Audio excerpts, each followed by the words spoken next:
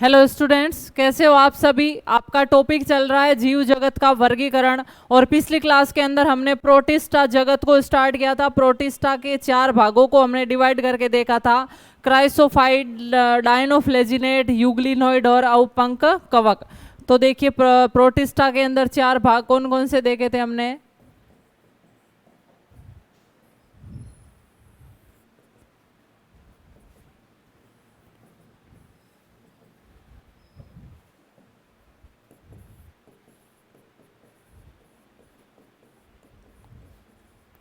सबसे पहला था क्राइसोफाइट, दूसरा था डायनोफ्लेजिलेट,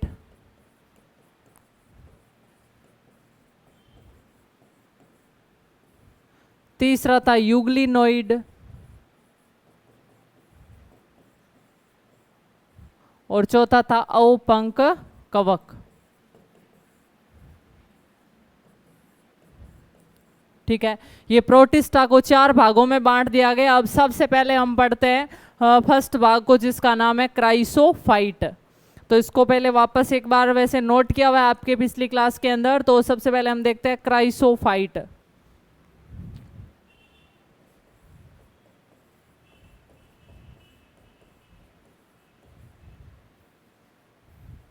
ठीक है, तो देखिए क्राइसोफाइट के अंदर क्या आता है, कुछ जीव आते हैं जिनको बोला जाता है सुनहरे शैवाल या उनको बोला जाता है डाइएटम। तो देखिए इनके अंदर जो जीव आएंगे उनको बोलेंगे डाइएटम और सुनहरे शैवाल। और सुनहरे शैवाल को डेस्मिड भी बोला जाता है। आदि जीवों को सम्मिलित किया गया है।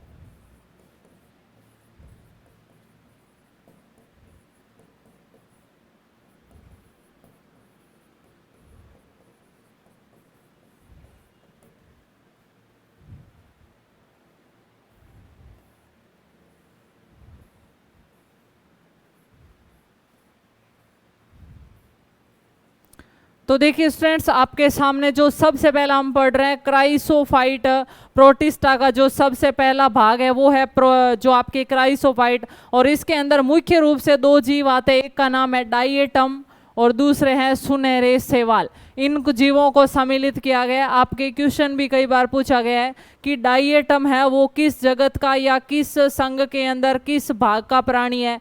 तो ध्यान रखना, डाइएटम है वो प्रोटिस्टा है और प्रोटिस्टा के किस भाग का सदस्य है, क्राइसोफाइट का सदस्य है। अब इनमें इंपॉर्टेंट ये आपके डाइएटम या इसके महत्वपूर्ण बिंदु क्या क्या है कि ये जो डाइएटम है इसकी संरचना होती है साबुनदानी के समान। आपको पता है साबुन रखने की जो बर्तन होती है बाथरूम के अंदर, साबुनदानी बोलते हैं उसको। तो उसकी संरचना जिस प्रकार होती है वैसी संरचना किसकी होती है, डाइएटम की होती है। और इनकी जो कोशिका भित्ति होती है वो सिलिका की बनी होती है। सिलिका आप जानते हो, मिट्टी, रेत, थोड़ा चिकना पदार्थ, उसको सिलिका बोला जाता है। तो जो डाइएटम है इसके 2 इंपॉर्टेंट पॉइंट है। एक तो इनकी संरचना है वो जो कोशिका भित्ति होती है वो साबुनदानी के समान बनी होती है। और दूसरा, इनकी साबुनदानी के अंदर क्या पाया जाता है, जो कोशिका भित्ति होती है उसके अंदर क्या पाया जाता है, सिलिका पाई जाती है। तो देखिए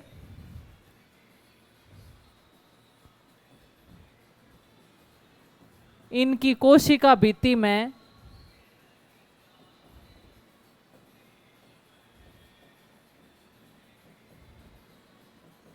सिलिका पाई जाती है।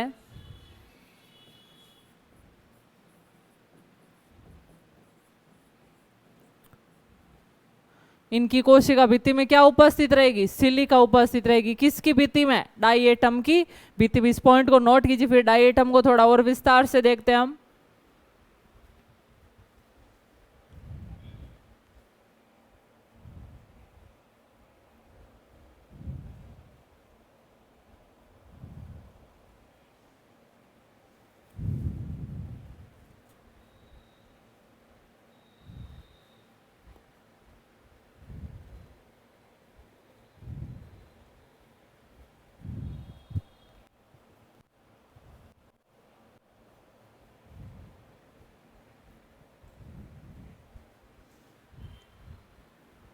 तो हमने देखा जो डाइएटम है इनकी कोशिका भित्ति में सिलिका पाई जाती है। अब देखते हैं इसकी संरचना। Die atom.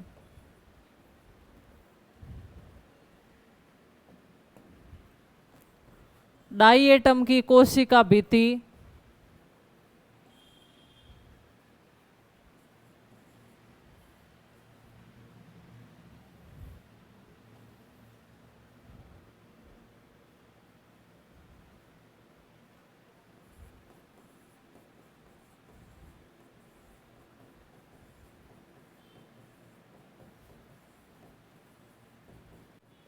डाई एटम की कोशिका भित्ति की संरचना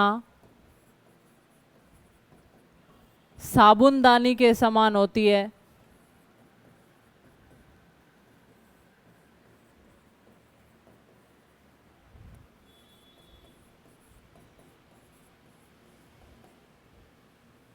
और मैंने आपको बता दिया इसकी कोशिका भित्ति में क्या पाया जाता है, सिलिका पाई जाती है। तो इनकी कोशिका भित्ति जब नष्ट हो जाती है यानी डाई एटम नष्ट हो जाता है तो इनकी कोशिका भित्ति के अवशेष बच जाते हैं और वो अवशेष मिलकर एक पूरा संरचना बना लेते हैं, उसको बोला जाता है डाई एटमी मृदा।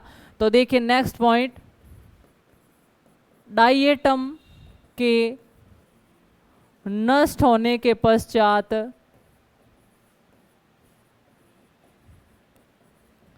इनकी कोशिका भित्ति जो सिलिका युक्त होती है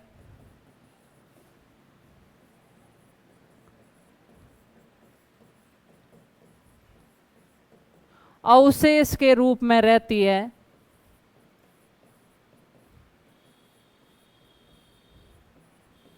अवशेष के रूप में रहती है। उस कोशिका भित्ति के अवशेष को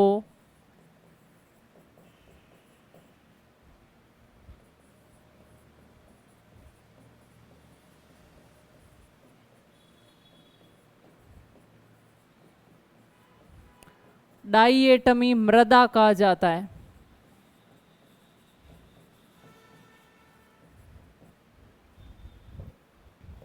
बहुत इंपॉर्टेंट पॉइंट है स्टूडेंट्स, ध्यान रखना। जो डाई एटम है वो किसके अंदर आएंगे आपके, इसके अंदर आते हैं आपके क्राइसो जो आपके डाइटम है वो क्राइसोफाइट के अंतर्गत आते हैं। और जो डाई एटम है इसकी महत्वपूर्ण लक्षण क्या है, एक तो इसकी कोशिका भित्ति की संरचना होती है वो साबुनदानी के समान होती है और दूसरा इसके अंदर क्या पाया जाता है, इनकी कोशिका भित्ति में सिलिका पाई जाती है। अब देखिए जब डाई एटम नष्ट हो जाएगा तो उसकी कोशिका भित्ति है वो अवशेष के रूप में रह जाएगी और कोशिका भित्ति के अंदर क्या है, सिलिका। तो वो सिलिका काफी ढेर बना लेगी, उस ढेर को क्या बोला जाता है, डाई एटमी मृदा बोला जाता है। ये बहुत उपयोगी होती है क्योंकि इसका उपयोग होता है पॉलिश करने में किया जाता है, सिरप के निस्यंदन में किया जाता है। तो क्वेश्चन आता है डाई एटमी मृदा किसे बोला जाता है, डाई एटमी मृदा कहा जाता है डाइटम की मृत्यु के पश्चात जो कोशिका भित्ति का अवशेष बचता है उसे डाई एटमी मृदा कहा जाता है और उसका उपयोग है वो पॉलिश करने में और सिरप के निस्यंदन में किया जाता है। तो पॉइंट इंपॉर्टेंट है, देखिए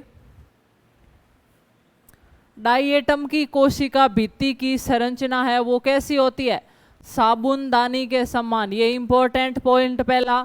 दूसरा पॉइंट है डाई एटम के नष्ट होने के पश्चात इनकी कोशिका भित्ति जो सिलिका युक्त होती है अवशेष के रूप में रहती है और उस कोशिका भित्ति के अवशेष को क्या बोला जाता है, डाई एटमी मृदा कहा जाता है। Important point. और इस डाई एटमी मृदा का उपयोग क्या है, इसका उपयोग है पॉलिश करने में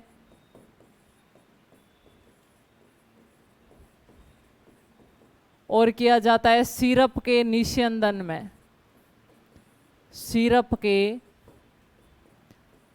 निस्यंदन में।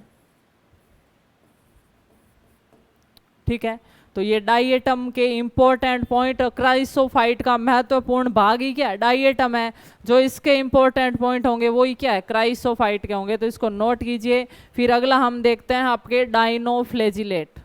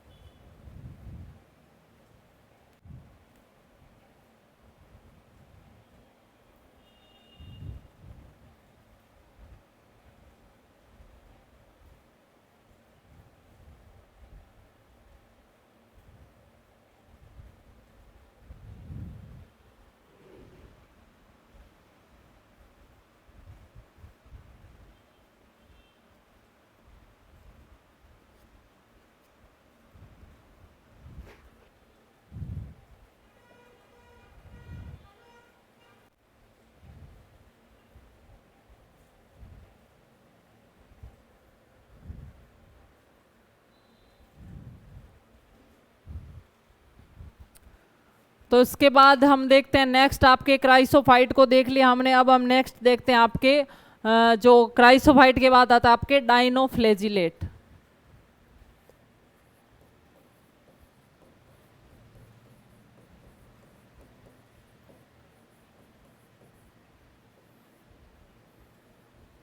तो देखिए स्टूडेंट्स, जो ये डायनोफ्लेजिलेट प्रोटिस्टा होते हैं, इनके अंदर प्रकाश संश्लेषण होता है, क्योंकि इनके अंदर वर्णक पाए जाते हैं जिसके कारण ये प्रकाश संश्लेषण करते हैं और भोजन का निर्माण करते हैं। और आपको पता है वर्णक जिसमें भी होंगे वो वर्णक होते हैं, वो रंग देने का काम करते हैं। तो डायनोफ्लेजिलेट के अंदर अलग अलग प्रकार के अलग अलग रंगों के वर्णक होते हैं, इसलिए इनका रंग भी अलग अलग होता है। यानी कई प्रकार के वर्णक होते हैं इनमें, लाल, हरे, पीले, नीले, बैंगनी। तो इसके कारण इनको कईयों का रंग भी है वो चेंज होता है। कुछ डायनोफ्लेजिलेट्स लाल होते हैं, कुछ पीले होते हैं, कुछ भूरे होते हैं, कुछ हरे होते हैं।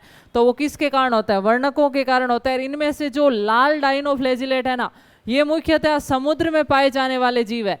और लाल डायनोफ्लेजिलेट क्या करते हैं, कभी कभी एकदम उनकी संख्या में विस्फोट होता है, और विस्फोट होने से समुद्र का लाल रंग दिखाई देने लगता है। पूरा ही वो उस जगह पर समुद्र का पानी है वो लाल दिखाई देने लगता है। तो क्वेश्चन आता है कि किन डायनोफ्लेजिलेट के कारण या किन जीवों के कारण समुद्र का रंग है वो लाल दिखाई देने लगता है? तो लाल डायनोफ्लेजिलेट के कारण समुद्र का रंग है वो लाल दिखाई देता है।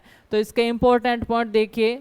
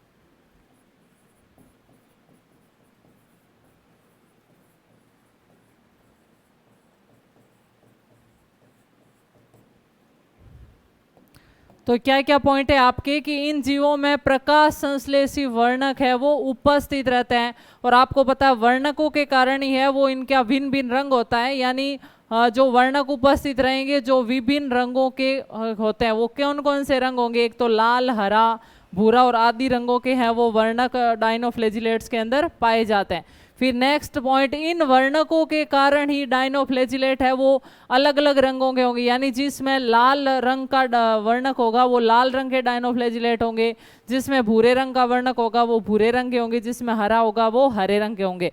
तो विभिन्न वर्णकों के कारण ही डायनोफ्लेजिलेट है वो अलग अलग रंग के होते हैं। फिर जो लाल डायनोफ्लेजिलेट है इनकी संख्या में विस्फोट होता है, एकदम से बहुत ज़्यादा लाल डायनोफ्लेजिलेट उत्पन्न होंगे तो इनकी संख्या में क्या होगा? विस्फोट होगा, संख्या ज़्यादा बढ़ेगी, और जिसके कारण क्या होता है कि समुद्र का रंग है वो लाल दिखाई देने लगता है। बहुत इंपॉर्टेंट पॉइंट है स्टूडेंट्स, ध्यान रखना कि समुद्र का रंग है वो लाल किन जीवों के कारण दिखाई देता है? लाल डायनोफ्लेजिलेट की संख्या में विस्फोट के कारण दिखाई देता है। अब देखिए ये जो लाल डायनोफ्लेजिलेट है वो एकदम से विस्फोट करेंगे तो क्या होगा कि उससे कुछ जहरीला पदार्थ निकलेगा जो समुद्र के पानी में फैल जाएगा और जिसके कारण जलीय जीव जंतु है वो मर जाते हैं। इसका एक उदाहरण है जीव जिसका नाम है गोनिया लेक्स। ठीक है, तो नेक्स्ट लिखेंगे, इस पॉइंटों को पहले आप नोट कर लीजिए।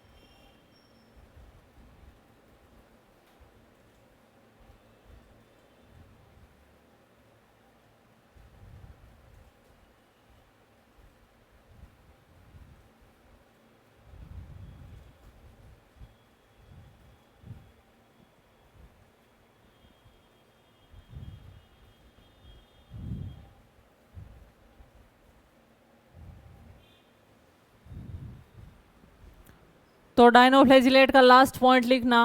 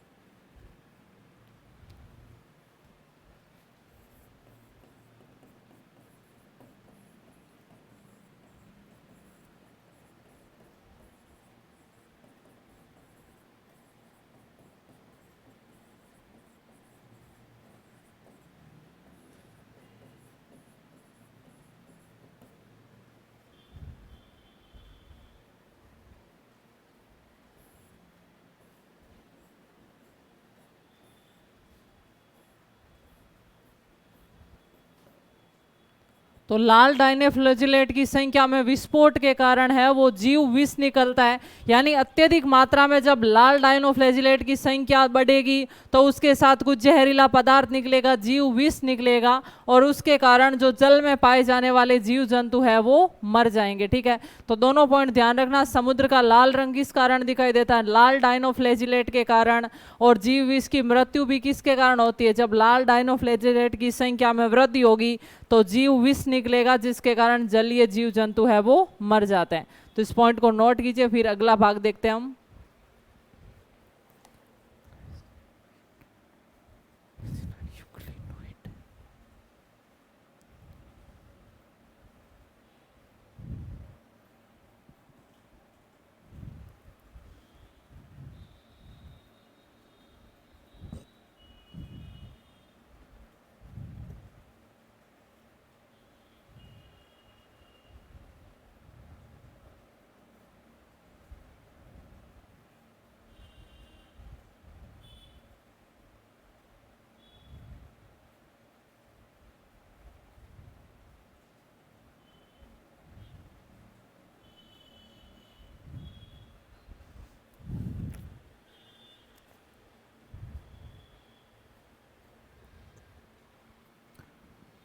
तो क्राइसोफाइट पढ़ लिया हमने, डायनोफ्लेजिलेट पढ़ लिया। अगला भाग हम देखते हैं यूग्लिनोइड।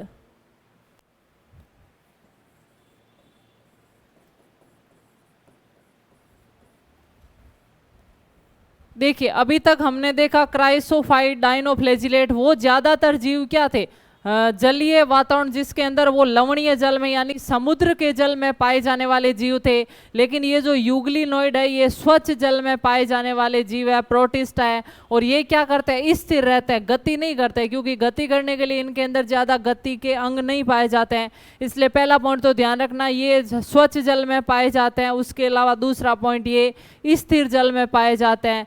तीसरा पॉइंट, इनके अंदर भी प्रकाश संश्लेषण की प्रक्रिया होती है और इनके अंदर जो प्रकाश संश्लेषण करने वाले वर्णक होते हैं वो उच्च पादपों के वर्णक के समान होते हैं। आपको पता है उच्च पादपों के अंदर मुख्य रूप से वर्णक कौन से होते हैं, हरितलवक होता है। तो इनके अंदर भी, यूग्लिनोइड के अंदर भी उच्च पादपों के समान ही हरितलवक वर्णक पाए जाते हैं।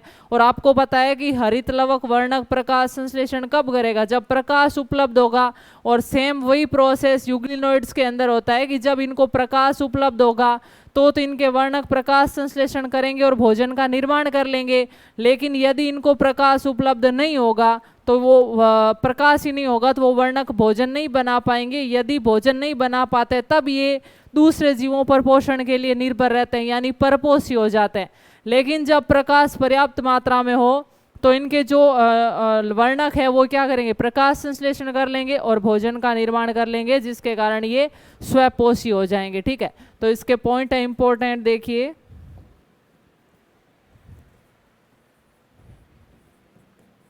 ये स्वच्छ जल में पाए जाते हैं।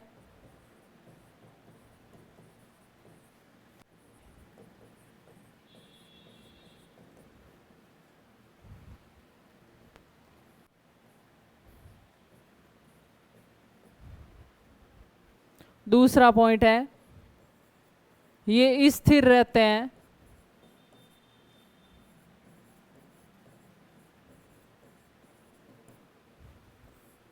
इनमें उच्च पादपों के समान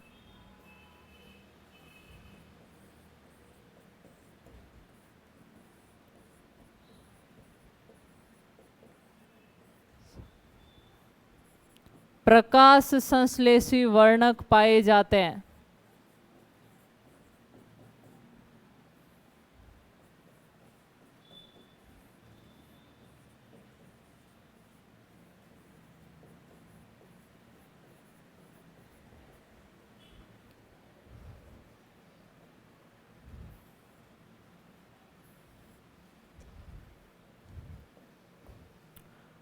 प्रकाश की उपस्थिति में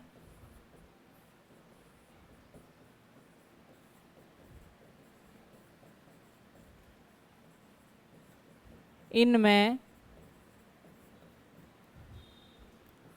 प्रकाश संश्लेषण होता है।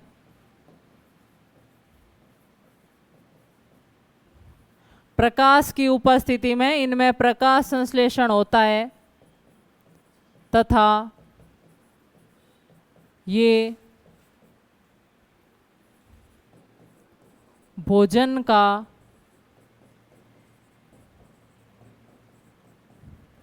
निर्माण कर लेते हैं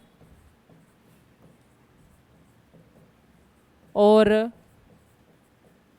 स्वपोषी कहलाते हैं।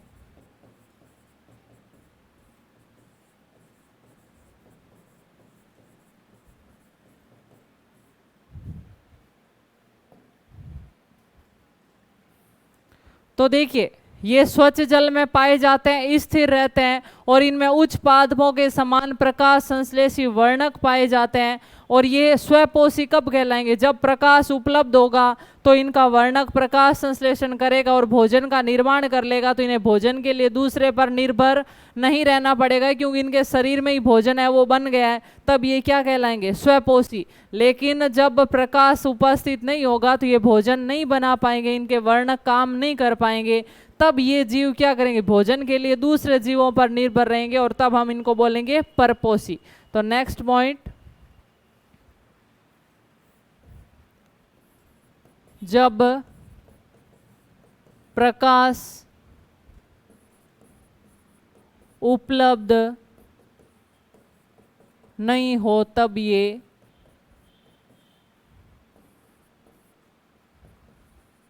भोजन के लिए दूसरे जीवों पर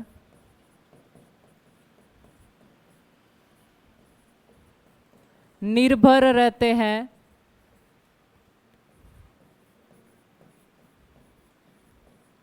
और परपोषी कहलाते हैं।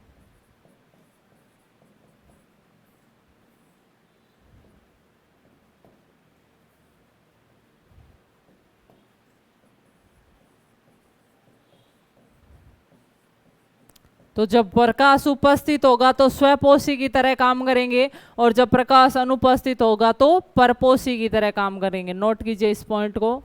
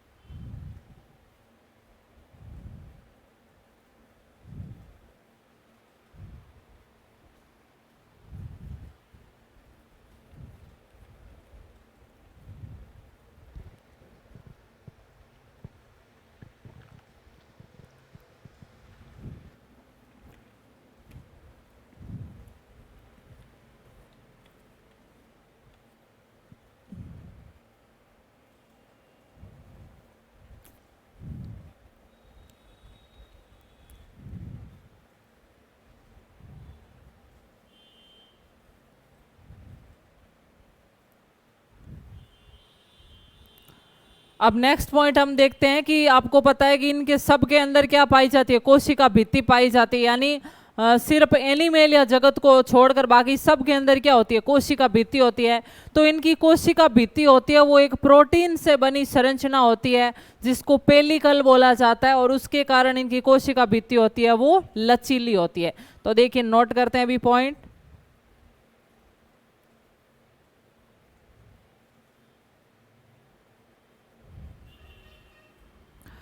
तो देखिए नेक्स्ट, इनमें कोशिका भित्ति की जगह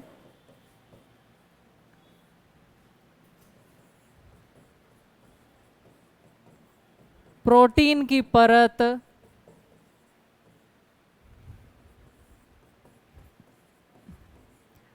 पेलिकल उपस्थित रहती है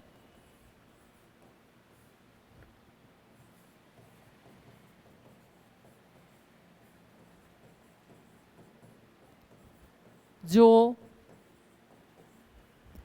इनकी संरचना को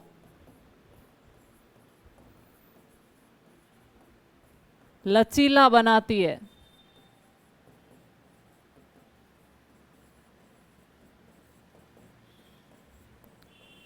तो अगर देखिए कोशिका भित्ति में सेल्यूलोज होता तो कोशिका भित्ति बहुत कठोर होती, लेकिन इनकी कोशिका भित्ति में क्या पाया जाता है, प्रोटीन की एक परत होती है जिसको बोला जाता है पेलिकल। प्रोटीन की परत होगी वो उसको क्या बोलेंगे, पेलिकल। और इसके कारण इनकी कोशिका भित्ति है वो बहुत ज्यादा है वो लचीली होती है।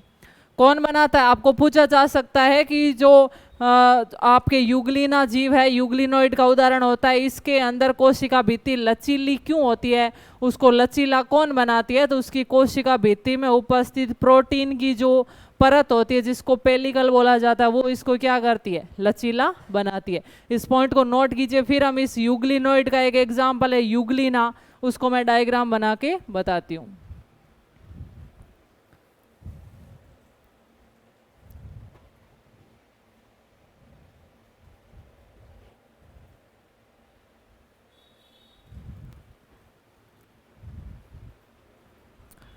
तो अब हम देखते हैं इसका एक एग्जाम्पल है युगलिनोइड का, युगलिना।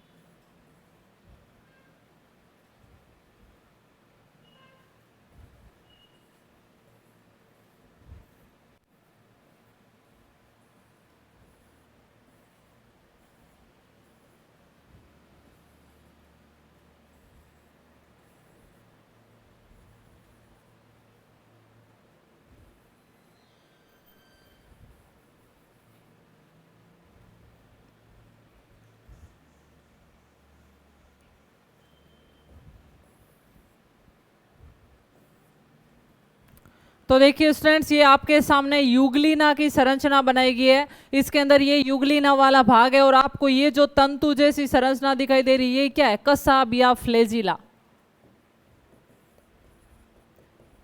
इनके अंदर दो फ्लेजिला पाए जाते हैं। एक फ्लेजिला तो बहुत ज्यादा छोटा हो जाता है, बहुत छोटा होता है जो पृष्ठ सतह में पाया जाता है, और एक फ्लेजिला है वो बहुत ज्यादा लंबा पाया जाता है। तो ये यूग्लिना का एग्जाम्पल है। इसके अंदर जो आपको ये हरी संरचनाएं दिखाई दे रही है, क्या है? हरित लवक, उच्च पादपों के समान पाए जाने वाले वर्णक जो प्रकाश संश्लेषण का काम करते हैं। तो यूग्लिना का डायग्राम है, स्क्रीनशॉट ले लीजिए आप।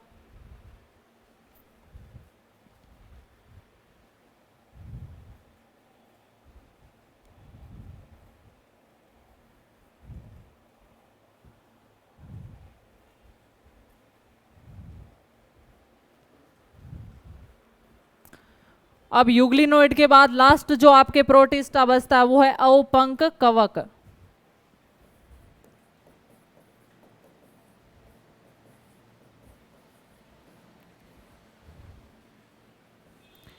देखिए स्टूडेंट्स, कंफ्यूज मत होना, लास्ट में नाम कवक आ रहा है लेकिन ये कवक जगत नहीं है, ये क्या है? प्रोटिस्टा जगत है।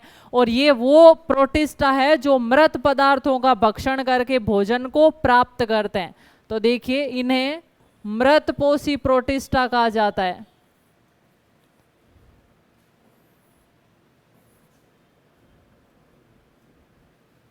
इन्हें मृतपोषी प्रोटिस्टा कहा जाता है।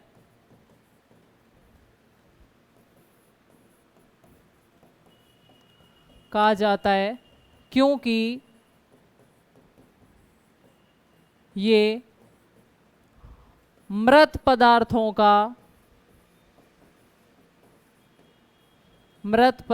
का भक्षण करके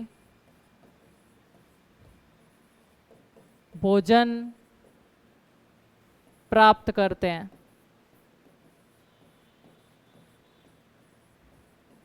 ठीक है, तो आपके इसमें एक ही इंपॉर्टेंट पॉइंट बनता है, ध्यान रखना कि मृतपोषी प्रोटिस्टा किसे बोला जाता है?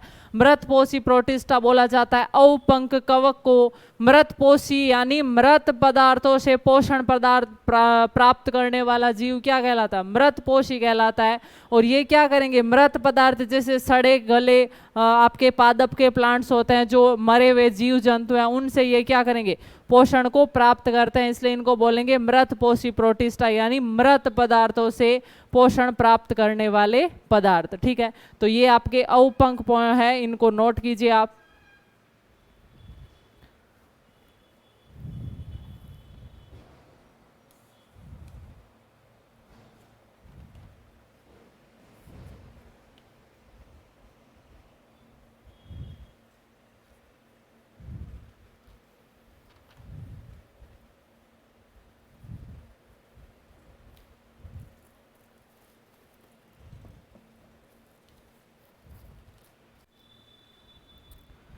तो स्टूडेंट्स, आज हमने इस क्लास के अंदर प्रोटिस्टा के चारों भागों को पढ़ा हमने। क्राइसोफाइट, डायनोफ्लेजिलेट, यूग्लिनोइड और अवपंक कवक। डायनोफ्लेजिलेट के अंदर विभिन्न प्रकार के रंगों के डायनोफ्लेजिलेट होते हैं, जिनमें सबसे इंपॉर्टेंट है लाल डायनोफ्लेजिलेट, जिनकी संख्या में विस्फोट से क्या होता है? समुद्र का रंग है वो लाल दिखाई देता है, और उनसे विस्फोट के कारण जो जीव विष निकलता है, जिससे जलीय जीव जंतु है वो मर जाते हैं। तो इंपॉर्टेंट पॉइंट ये ध्यान रखना आप, डायनोफ्लेजिलेट के अंदर लाल डायनोफ्लेजिलेट के कारण समुद्र का लाल जो रंग है वो लाल दिखाई देता है, और इनके कारण है वो जलीय जीव जंतु मर जाते हैं, क्योंकि ये जीव विष को निकालते हैं। फिर थे आपके क्राइसोफाइटिस के अंदर इंपॉर्टेंट एग्जाम्पल था डाइएटम। उसकी जो कोशिका भित्ति होती है वो दो कवचों से बनी होती है, साबुनदानी के समान होती है, और वो सिलिका से बनी होती है। जब डाइएटम मर जाते हैं तो वो सिलिका की कोशिका भित्ति है वो अवशेष रहती है, और उस पूरे भाग को क्या बोला जाता है? डाइएटमी मृदा। वो इम्पोर्टेंट है, काम की चीज़ है, क्योंकि उसका उपयोग है वो पॉलिश करने में और सिरप के निस्यंदन में किया जाता है। ठीक है, उसके बाद हमने देखा था आपके क्राइसोफाइट हो गया, डायनोफ्लेजिलेट हो गया, फिर हमने देखा यूग्लिनोइड। यूग्लिनोइड वे प्रोटिस्टा है जिनके अंदर प्रकाश संश्लेषण करने के लिए उच्च पौधों के समान है वो प्रकाश संश्लेषी वर्णक पाए जाते हैं। और वो वर्णक सिर्फ प्रकाश की उपस्थिति में ही प्रकाश संश्लेषण करेंगे। आपको पता है कुछ होता है रसायन संश्लेषी वर्णक और कुछ होता है प्रकाश संश्लेषी। तो पौधों के अंदर प्रकाश संश्लेषी वर्णक पाए जाते हैं जो प्रकाश की उपस्थिति में ही प्रकाश संश्लेषण करेंगे और भोजन बना पाएंगे। और सेम वही प्रोसेस युग्लिना के अंदर होता है। जब प्रकाश मिलेगा तो युग्लिना प्रकाश संश्लेषण करेगा, अपना भोजन स्वयं बना लेगा और उस टाइम वो स्वपोषी की तरह काम करेगा। लेकिन जब प्रकाश नहीं उपलब्ध होगा तो उनके वर्णक भोजन नहीं बना पाएंगे। तब जो आपके ये युग्लिन है वो क्या करेगा, भोजन के लिए दूसरे जीवों पर निर्भर रहेगा। चौथा है औपंक कवक। ध्यान रखना लास्ट में नाम कवक आ रहा है लेकिन किसका उदाहरण है, प्रोटिस्टा का।